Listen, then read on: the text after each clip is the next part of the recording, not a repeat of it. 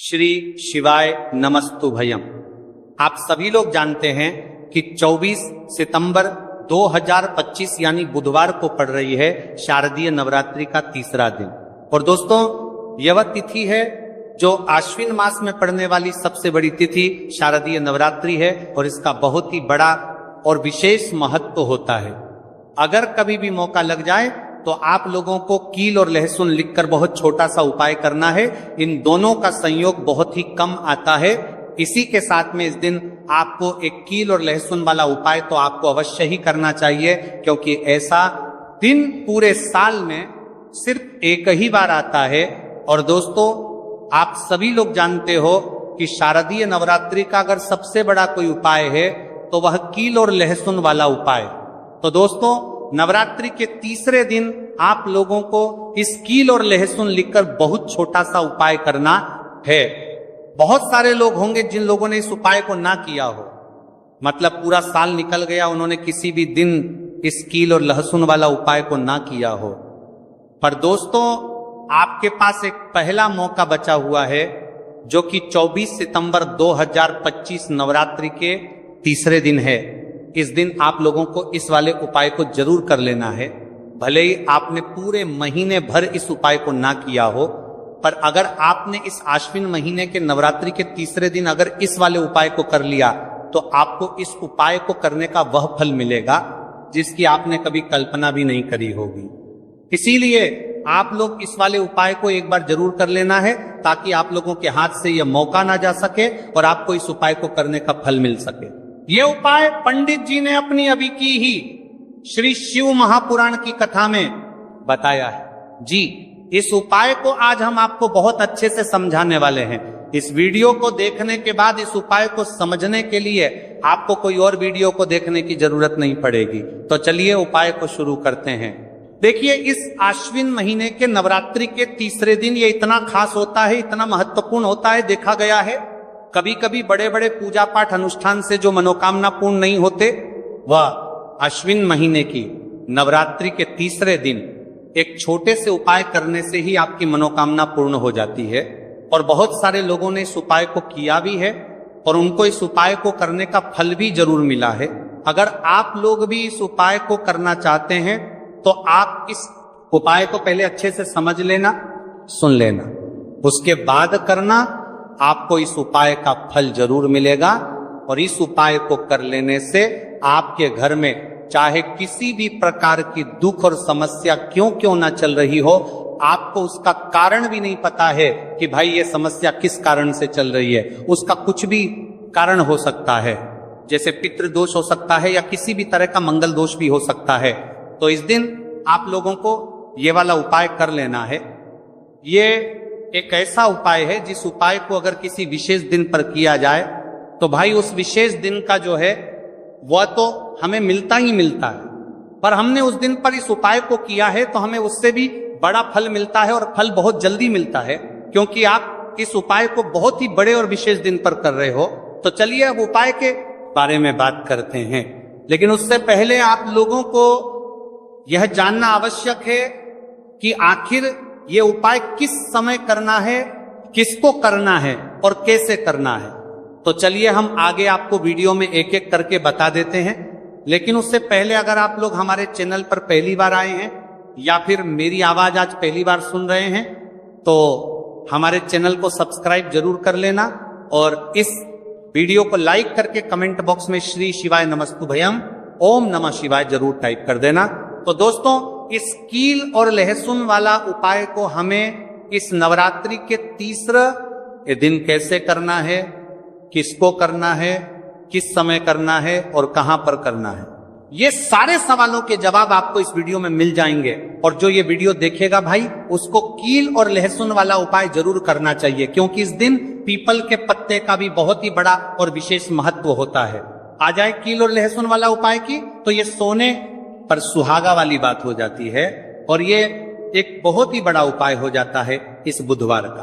तो अब दोस्तों, इस कील और लहसुन वाला उपाय को आखिर करना किसको है, सबसे पहले हम लोग वो बात जान लेते हैं। तो देखो, घर की जो बड़ी माताएं बहनें होती हैं उन माताओं बहनों में से कोई भी एक बड़ी माता बहन इस वाले उपाय को कर सकती है। और दोस्तों, अगर आप चाहे तो अपने घर में से सभी सदस्यों को भी इस उपाय को करवा सकते हैं। अगर किसी व्यक्ति की खुद की कोई मनोकामना है, खुद की कोई दुख और परेशानी है जो कि वह अपने लिए ही करना चाहता है, इस वाले उपाय को तो वो खुद अपने लिए भी कर सकता है। बाकी अगर कोई घर में से ऐसा है जो कि अपने पूरे घर परिवार की सुख और शांति के लिए ये वाला उपाय करना चाहता है, तो भाई वह भी कर सकता है। उसमें भी कोई दिक्कत वाली बात नहीं है। कहने का मतलब यह है कि इस उपाय को हर एक सदस्य भी कर सकता है और पूरे घर परिवार के सदस्य के लिए घर की बड़ी माताओं बहनों में से कोई एक माता बहन भी कर सकती है। माताएं बहनें अगर घर में उपस्थित ना हो या वह ये वाला उपाय ना कर पा रही हो, तो फिर घर का कोई बड़ा सदस्य भी इस कील और लहसुन वाला उपाय को कर सकता है, चाहे फिर वह पुरुष ही क्यों ना हो, उसमें कोई भी दिक्कत वाली बात नहीं है। उसके बाद में दोस्तों जो अगला प्रश्न निकल कर आता है वह ये आता है इस उपाय को लेकर कि आखिर इस उपाय को हमें किस समय करना है, सुबह के समय करना है कि शाम के समय करना है। तो देखो, इस वाले उपाय को आप लोग सुबह के समय यह भी कर सकते हो और शाम के समय प्रदोष काल में भी कर सकते हो। अब अगर आप पूछो कि भाई साहब सबसे उत्तम समय कौन रहेगा इस कील और लहसुन वाला उपाय को करने का, तो हम आपसे बस यही कहेंगे कि इस उपाय को आप सुबह के समय करेंगे तो ज्यादा बेहतर होगा। बाकी अगर प्रदोष काल शाम के समय भी करेंगे तो भी अच्छा होगा, उसमें कोई भी दिक्कत वाली बात नहीं। तो अब दोस्तों, जो अगली सबसे बड़ी और महत्वपूर्ण बात आती है वह ये आती है कि सुबह अगर हम उपाय को करेंगे तो हमें कितने बजे से लेकर कितने बजे तक के बीच में करना है, और शाम के समय प्रदोष काल में करेंगे तो हमें कितने बजे से लेकर कितने बजे के बीच में करना है। तो देखो, सुबह जितनी जल्दी हो सके आप उपाय को करने की कोशिश करना।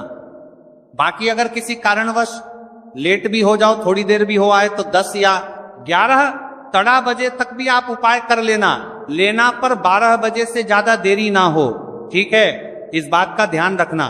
उसके बाद में दोस्तों, अगर शाम के समय प्रदोष काल की बात करें, प्रदोष काल का जो समय है होता है वह शाम के 6 बजे से शुरू हो जाता है। मतलब शाम के 6 बजे से लेकर 7 बजे के बीच का जो समय होता है, यह समय प्रदोष काल का समय होता है। तो आप इस उपाय को साती तबा अति ततिया इसी 81 बजे के बीच में भी कर सकते हो। मतलब शाम के 6 बजे से रात 8 बजे के बीच में आप कभी भी इस वाले उपाय को कर सकते हो, उसमें कोई भी दिक्कत वाली बात नहीं है। तो चलिए जानते हैं इस विशेष उपाय के बारे में। लेकिन उससे पहले एक प्रार्थना, अगर आप चैनल पर नए हैं तो कृपया चैनल को सब्सक्राइब अवश्य कर लें और वीडियो को लाइक करके कमेंट बॉक्स में जय श्री हरि विष्णु जी, जय माता लक्ष्मी जरूर लिख दें, जिससे कि भगवान श्री हरि विष्णु जी और माता लक्ष्मी जी की कृपा सदैव आप और आपके परिवार पर बनी रहे और आपको कभी भी धन से संबंधित किसी प्रकार की कोई कमी ना आपको आप और आपको करके परिवार पर बनी रहे और कभी भी कमी ना होगी। आज का ये वीडियो बहुत ही खास होने वाला है, क्योंकि मंगलवार में किए जाने वाले 3 विशेष उपाय आज आपको इस वीडियो में बताए जाएंगे।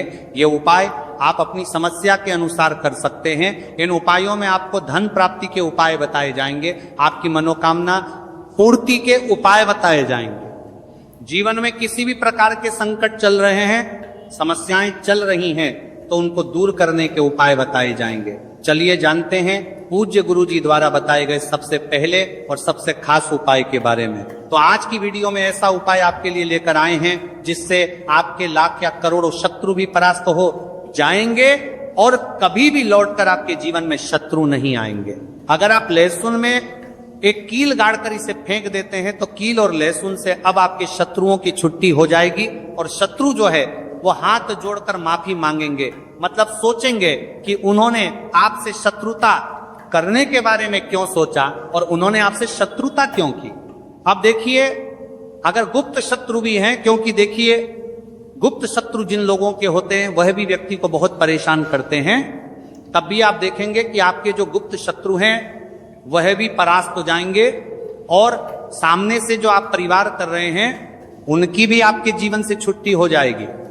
कभी आपसे शत्रुता नहीं करेंगे, या मान लीजिए आपको पता ही नहीं है कि आपके शत्रु कितने हैं या कौन आपका शत्रु है, क्योंकि कभी कभी शत्रु जो है वो मित्र के रूप में भी आ जाता है।